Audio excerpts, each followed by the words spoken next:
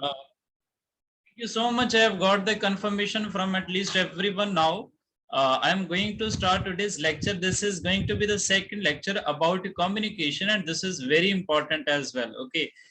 Yesterday we did about something relating to communication, its nature, and the different types of communication, and we did this in a very elaborated form, and I genuinely believe that you people would have understood whatever the concepts were taught by me yesterday. So in this specific video lecture, what we are going to do, you can also check the schedule. We have assigned this particular day for communication characteristics. Once these were asked in the examination yesterday, after taking yesterday's lecture, I realized that we are missing something relating to basics of characteristics. So this is the reason why in this specific lecture we have included that part and the process of communication as well. And this is very important, not just once but twice in the examination that was asked. Okay. And I must tell you, communication is not important from point of view of a specific paper only. Okay. In paper 1 as well, communication important, and paper 2 as well, communication important at some parts. Okay. You would be realizing step by step whenever we shall be going through from different subjects of paper 2 as well for different streams. Communication is important for everything. So in this specific lecture, we are going to talk about the characteristics, and after that, I shall be telling you what is the complete process of communication. Sometimes the students gets puzzled because once the question was asked that you have to make in a sequence form all the options given so that they completely prescribe the process of communication, and they pose the question in a way that it's ultimately becomes very tricky, and students are not able to comprehend what could be the right option for a specific question. So in this lecture, I am going to tell you in a very detailed manner what you have to do. You have to be very careful about each and every word being spoken by me. And after that, you have to go through from all the notes provided by us. And then you can go from the recorded version of this video for once or twice. And after that, you shall be completely able to comprehend all the things provided by us. So now I'm just going to share the screen so that each and everything is visible to you. Let me open all the systems.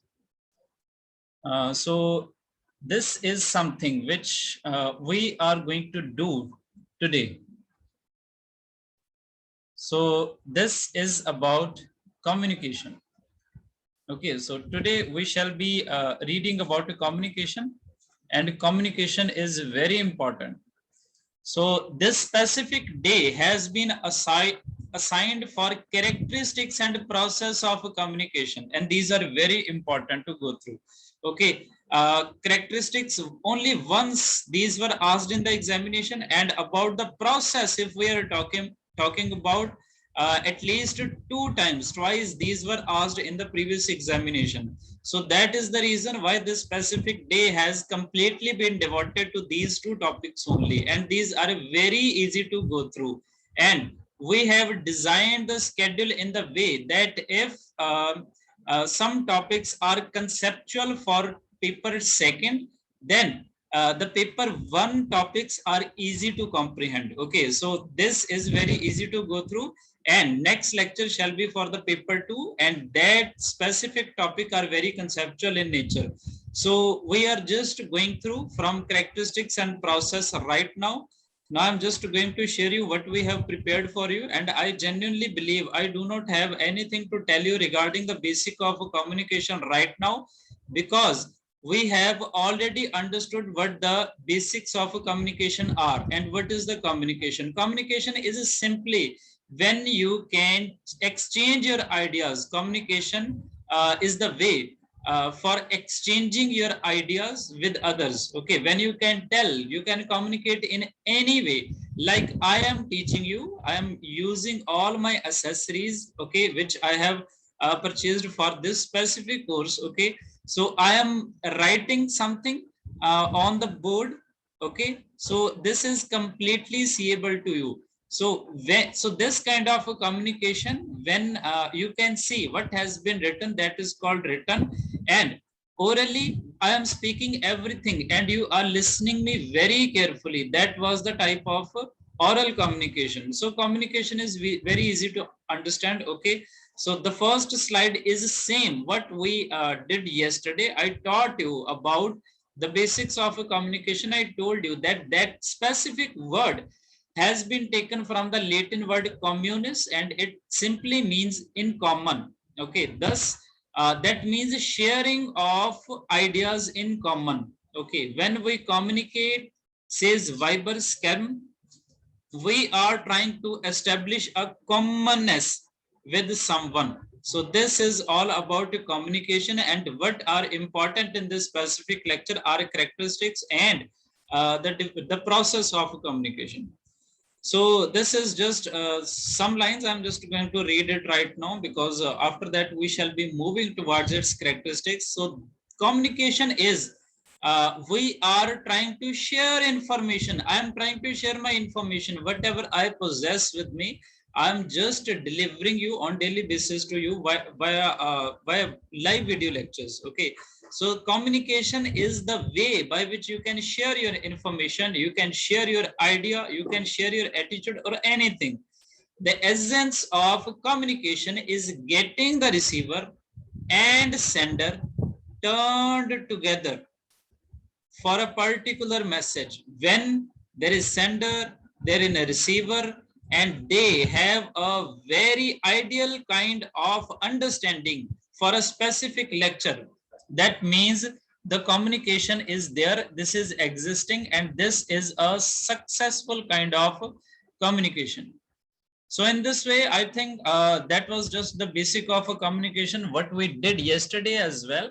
Now I'm going to move further. These are going to be some very important characteristics. Although yesterday I taught you about the nature of communication as well, and at that time I told you that these can also be considered as its features and its characteristics. Okay, the same talks we shall be doing in this lecture as well. The only difference is that maybe there are some other points or lines which are there. Otherwise, each and everything is same. The reason why we have included this yesterday, after taking the lecture, we make the analysis on daily basis, that if anything is left or not, then I believed that for the characteristics, we must go once again.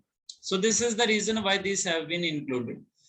So characteristics of a communication, if we are talking about, first of all, it involves at least two persons. Two persons must be there. Okay, so two person must be there for a communication. Now you can ask me a very good question, like this is a kind of another communication. Okay, this is interpersonal. In some books, this is also written, but basically this is not taught when we are talking about the broad categories of communication. So this is interpersonal communication, when someone talks with himself only.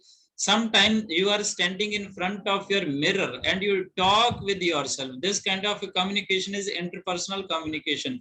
But we have to study each and everything from a corporation's point of view, or the education point of view. In this kind of situation, two persons must be there, and this is the first and foremost requirement of a successful communication. Okay, so successful communication is when there are at least two parties involved. In this kind of lecture, where what I am delivering to you right now, I am speaking as well as I am writing something on my board, and you are listening and you are reading as well simultaneously. So in this way, I am interacting with you. This is myself. Okay, and somewhere at your home you are sitting, you are listening, and you are reading to whatever the content I am writing. So this is the two-way this is the communication between you and me. So in this way, two parties must be involved in the successful communication, whether we are talking about the corporation or we are talking about the educational system. Then Message is must. If there is no message, then you can have none kind of communication. Okay, there can be no communication. If I have something only, then I can deliver to you. If I have ideas, I have messages. On daily basis, I prepare the PowerPoint PPT for the different lectures for which the days have been assigned in the schedule. Okay, so message is there. If you can read on the slides and if you can listen to what I am speaking, only then you shall be there. If I mute myself, okay, if my I mute my audio and I don't show you anything in this video, after 15 minutes, you shall be waiting for some time only. Then you shall be realizing that maybe there is some kind of a trouble and you shall simply leave. Okay. So message must be there. If there is none kind of message, there can be none kind of a communication involved. So this was the second point. Now we have to move further. Communication can be of any type, and that we have already gone through yesterday's lecture. It can be written, it can be oral, it can be gesturals, or it can be in any way. So we have to study communications types as well. These have been written only 3 types, but I believe that we have yesterday uh, uh, bifurcated the communication on basis of 4 parts, and after that we further bifurcated these into different parts to understand the types of communication. So 3 we have gone through. The next one is, this is a two-way process only. Okay, this is a two-way process. Okay, sometime I ask you some questions. Sometime on the whenever I start my lecture, this is for any session or any student. Sometimes there are only 5 students, sometimes only 3 students, sometimes there are more than 30 plus students. To any lecture, if I start delivering it, before starting it, I take your opinion. I take your opinion whether each and everything from my side is fine, whether my audio is completely listenable to you or my video is completely watchable to you. Okay, and you reply me, only then I start my lecture. So communication is a two-way process. It involves 2 parties. A is communicating or messaging something to B, and in return B has also to communicate with A. So this is the two-way process. When I ask you something, when I call you, when I message you, you suddenly say that maybe this is something important. Sir has messaged us. Then you reply me in a very cordial manner. Okay, so this is a kind of a two-way communication, and I'm just taking my example. You can take your examples as well. You are talking with your family, your husband, your wives, or anything. Okay, or anyone. You can be talking to your child as well. You are speaking something, and in a return you get a kind of response, and only on basis of this it is said that communication is a two-way process. So these are the 4 important characteristics. Now the 5th one is, the primary purpose of the communication is to motivate a response. We teach. Okay, we teach only. A teacher is teaching in the classroom only to get the responses of students. Okay, you would have experienced that whenever you talk with someone, you always expect a response from them. If there is none kind of a response, then it just demoralize you, and you we shall not be willing to talk to that specific person again. So in this way, we can say that the primary purpose of any kind of a communication is to motivate a response. Then this we have already studied yesterday under the context of types of the communication. Communication may be anything, like it can be formal, it can be informal. Formal, which involves the specific rules, regulations, policies, or special kind of protocols which we have to follow. And in case of informal communication, this is a grey point kind of a communication, and in this none kind of specific protocol is followed for delivering or for exchanging the ideas. Then this thing we have also completed as well. Yesterday I taught you about the types of communication, that it can flows up, it can flow down, or it can from side to side. Flow up simply means it can be upward communication. Okay, it can be a kind of upward communication, or Flow down means it can be a downward kind of a communication, and sideways it can be a horizontal kind of a communication. Okay, sideways, when two managers of different departments talk with each other, manager 1 and manager 2. Okay, in my college there are number of departments, like there is economics department, there is the arts department, then there is English department. When their HODs are talking to each other, okay, this kind of a communication is called horizontal communication. And when the principal is delivering the lecture, okay, and he is there to say or to order something to the HODs, then this kind of a communication is the downward communication. And when we people, we the assistant professor or associate professors or HOD talk something to the principal, this is a kind of a upward communication, which we did yesterday in detail.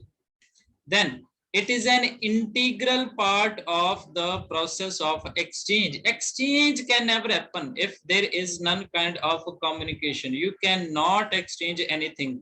Merely muting yourself and not telling anything and not communicating in any way, whether this is oral, whether this is written, whether this is gestural, if you are not producing any kind of sign to the another party, then there cannot be any kind of a communication. So this is simply said that for making the success of a process of exchange, it is necessary that communication must be there. This is an integral part of the process of exchange. So in this way, I think I have been able to successfully teach you this, the concept of a characteristics of a communication in a very great manner, and you would have been able to understand and comprehend all the subject matters of this.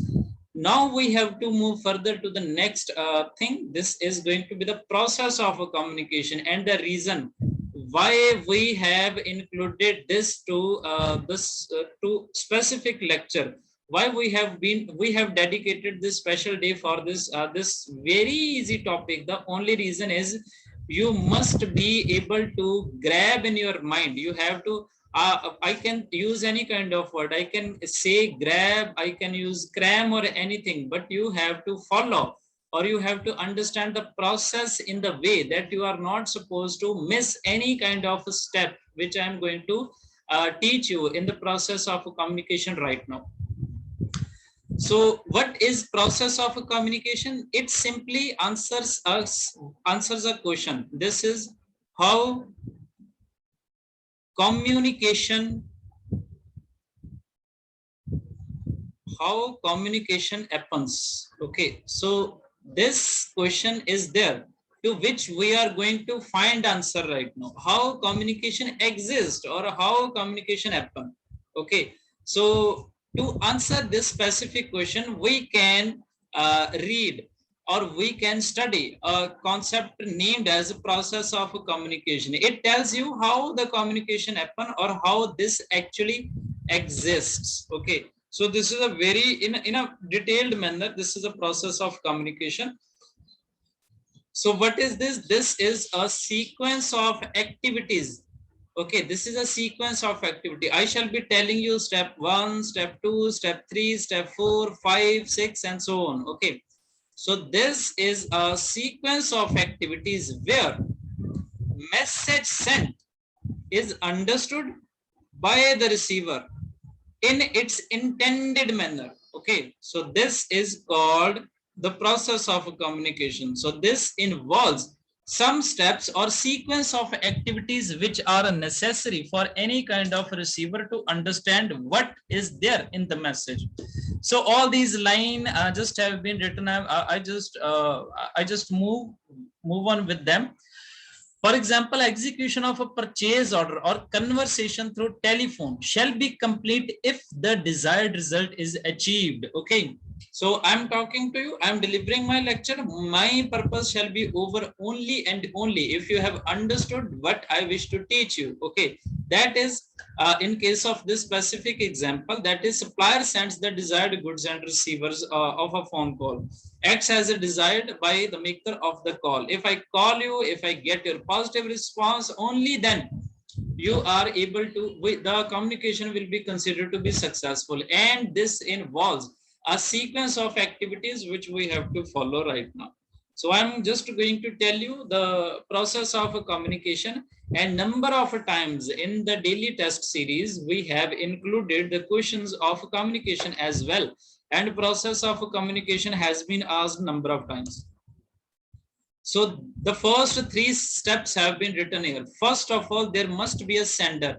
Step one, sender is there. Sender comes into picture. So in today's lecture, or in this complete video tutorial, I am behaving, or I am playing the role of a sender. Okay, so here I am a sender, sender of a message. So what is the role of sender? So there is S stands for step one. This is sender. A sender has a message. Okay. Sender has a message. If I have a message, only then I can deliver you. Only then I can be talking to you. If I do not have at a specific day, suppose if I do not have anything to tell you, or if this is a holiday, like this is Saturday or Sunday, okay, or any kind of a specific day when there is none kind of lecture, there is no message. This is the reason why communication do not happen between us. So first of all, there must be a sender, then here must be the message, then encoding. We have to encode the message. Encoding. What is encoding? Encoding means converting the message in a way so that it becomes understandable to you. Okay, so this is the process of encoding. How I encode? Okay, how I encode? I create the PowerPoint on daily basis. PowerPoint for a different, we make these slides, and this is done daily. Okay, this is done daily for all the lectures, whether this is one lecture or two or three or any number of lectures. We have to prepare the PowerPoint. So preparation of a PowerPoint from my point of view is just the encoding of the message. Okay, so encoding simply means creating or molding the message in a way that it ultimately becomes greatly understandable for the receiver.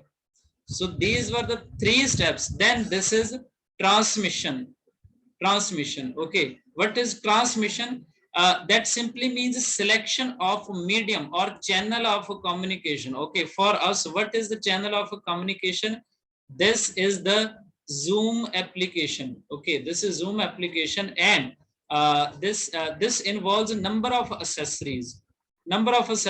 For me. Okay, I have to use all of my accessories on daily basis, and I am transmitting. Transmitting means giving you my message. Okay, giving you my message. And what is a transmission? Transmission simply means selection of a channel of a communication or medium of communication by which I shall be delivering you my message. Once decided that the message has to be sent in writing, the sender may select the electronic channel and the medium of email or fax. This was just a simple example. I am going to give you my example.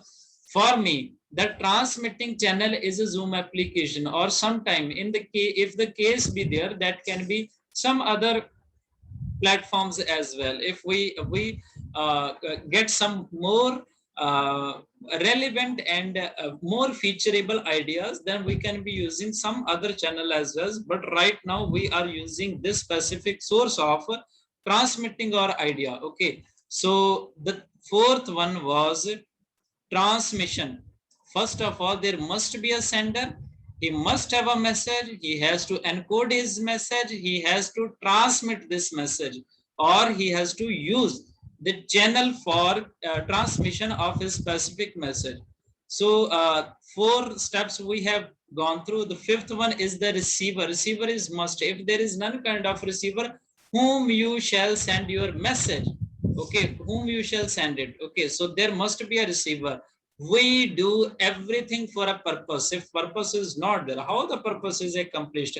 Alone you cannot do anything. Alone none kind of business can grow. We have to involve the complete community. Alone, a teacher standing in the classroom cannot teach anyone. He is not supposed to teach the walls or the benches lying over there. So what he has to do? So we must have the receiver, and receiver is the second and most important party for the successful and effective communication. So receiver must be there. A receiver is a person who shall receive your message. Okay, who shall receive your message. And in my case, you are all receivers for me. Okay, only sometime only 3, sometime 5, sometimes 7 students join, but number of students are there who reads on daily basis and who messes for for their questions and for their for if they wish to join, or number of calls are there. Okay, so all the people are a receiver for me. So receiver is the first one. So I'm not moving backward to those slides. I'm just writing it right now here. So first of all, there must be the sender.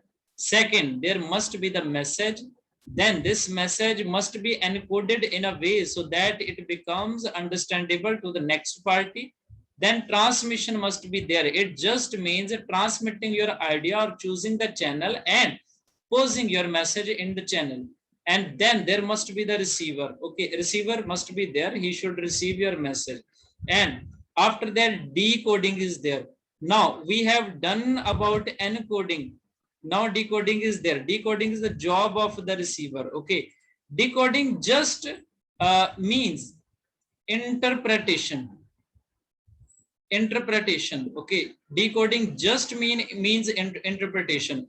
What the receiver has to do, he has to decode your message.